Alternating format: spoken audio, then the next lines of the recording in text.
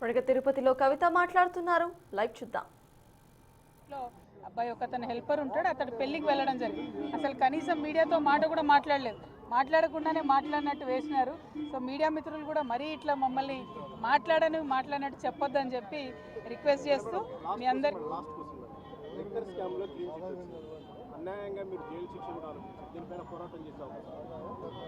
లీగల్గా ఏం చేయాలో మా లాయర్స్ చేస్తూ ఉంటారండి.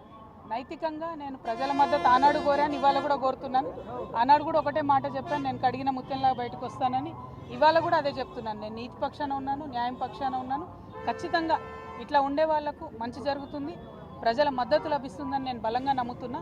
అన్నిటికన్నా ముఖ్యంగా స్వామివారి దయ ఉంటుందని ఉండాలని కోరుకుంటున్నాను. ఇప్పుడు ఎక్కడైనా కూడా ఇదే లొల్లు అవుతుంది. పెద్దోళ్ళని కాపాడుతున్నారు, పేదోళ్ళని కొట్టేస్తున్నారు.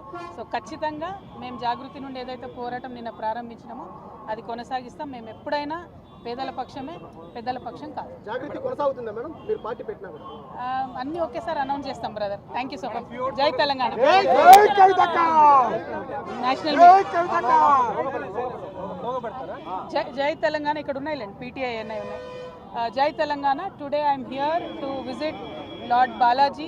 After my discharge from the court cases, there was a wish and desire to come here and in darshan of Lord Balaji. We are all here, my family members, my Jagruti members, everybody is here.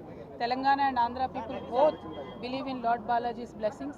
So we are hoping and believing that because of his blessings, the case got discharged and I have been honorably exonerated from the entire case.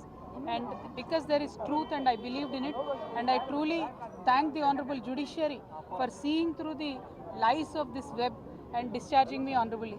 Thank you so much. Jai Telangana. Jai Jagruti.